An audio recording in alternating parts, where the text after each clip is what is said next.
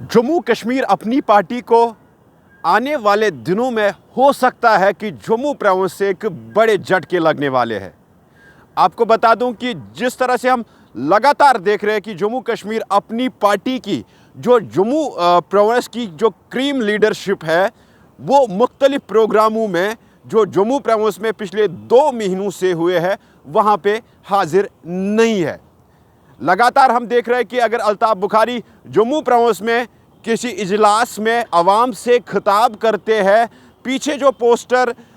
जो होता है वहाँ पे और भी जो लीडरान हैं उनके नाम होते हैं, मगर वो लीडरान उन इजलासों में शामिल नहीं होते हैं। आपको बता दूं कि जिस तरह से अब लोकसभा इलेक्शन को लेके तैयारियां चल रही है और अपनी पार्टी ने यह भी कहा था कि हम 5 सेगमेंट्स पे अपने उम्मीदवार खड़े करेंगे, मगर आपको बता दूं कि जिस तरह से सोर्सेस के हवाले से खबरें आ रही है कि आने वाले दिनों में जम्मू कश्मीर अपनी पार्टी को जम्मू प्रोविंस में बड़े झटके लग सकते हैं। इस खबर के हवाले से अगर जो ही हमने पूरी तहकीकात की है तो कहीं ना कहीं जो जम्मू प्रोविंस की जो लीडरशिप है, सुनने में ये भी आ रहा है कि वो कहीं ना कहीं नाराज़ है। अब इसके पीछे कितनी सच्चाई है तो वो आने वाला टाइम ही बताएगा। फिलहाल आपको मैं बता दूं, चाहे हम कठुआ की बात करें, चाहे हम सांबा की बात करें, चाहे हम जम्मू की बात करें, चाहे हम रियासी, उधमपुर या रामबन की बात करें, चाहे हम खिते पीर पंचाल की बात करें, अगर हम रामबन बानीहाल की बात करें, वहाँ से अपनी पार्टी का ग्राफ बिल्कुल कम है। और साथ साथ आपको मैं ये भी बताऊं कि पिछले कई सालों से वहाँ पे जलसे भी नहीं हो पा रहा है। इसके पीछे वजूहात क्या है, अब आपको मैं थोड़ा तफसीलन के साथ बता दूं कि जिस तरह से लगातार ये खबरें गर्दिश कर रही है कि जो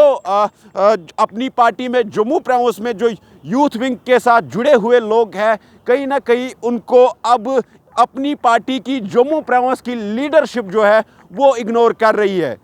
आपको बता दूं कि जिस तरह से लगातार हम देख रहे हैं कि जम्मू प्रोविंस में मुख्तलिफ प्रोग्राम्स हुए। एक दफ़ा हमने सिटी के अंदर 1 महीने पहले एक प्रोग्राम कवर किया था, जिस प्रोग्राम में वहाँ पे उस्मान मजीद साहब हाजिर थे, वहाँ पे असगर अली साहब मौजूद थे, मगर जम्मू प्रोविंस की जो लीडरशिप है वो वहाँ पे मौजूद नहीं थी। इससे साफ अंदेशा लग रहा है कि कहीं ना कहीं जो जम्मू यूथ टीम है या जम्मू की मुख्तलिफ जो अपनी पार्टी के साथ जो लोग वाबस्ता है, कहीं ना कहीं वो ऊपरी जो लीडरशिप है जम्मू प्रोविंस की, उनसे नाराज़ चल रहे हैं। अब आने वाला टाइम ये बता रहा है कि जो सोर्सेज के हवाले से हम तक खबर पहुंची है कि आने वाले टाइम में जम्मू प्रोविंस से अपनी पार्टी को बड़े धचके लग सकते हैं। जिस तरह से हम देख रहे हैं कि लगातार जो इलेक्शन सर्वेज हो रहे हैं, रिसेंटली इंडियन एक्सप्रेस की तरफ से एक इलेक्शन सर्वे हुआ है, जो जम्मू कश्मीर के 5 सेगमेंट्स है पार्लियामेंट के, उनमें से 2 प्रोविंस में जो है बीजेपी को बढ़त दिखाई गई है और 3 प्रोविंस में इंडिया ब्लॉक को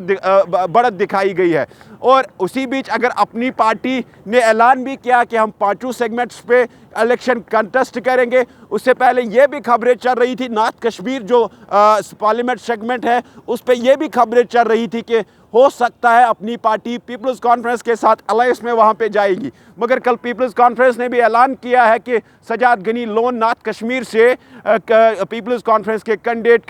कंटेस्ट करेंगे। और दूसरी तरफ से हम लगातार देख रहे हैं कि जम्मू प्रोविंस में अपनी पार्टी का वो फेस ही नहीं है कि जो लोकसभा इलेक्शन को लेके लोगों को रागिब कर सकता है या किस पे भरोसा कर सकते हैं। वही खबरें हम लगातार देख रहे हैं कि जम्मू में जो अपनी पार्टी की जो लीडरशिप है वो कहीं ना कहीं जो बाकी जो निचले सतह के लीडरान है, जो यूथ की टीम है, उनको ऑन बोर्ड नहीं लेती है। वो कहीं ना कहीं हमें ये देखने को मिल रहा है कि वो जो है कहीं ना कहीं अपनी पार्टी की जो क्रीम लीडरशिप है उनसे नाराज़ चल रही है। क्योंकि मैंने पहले भी जिक्र किया कि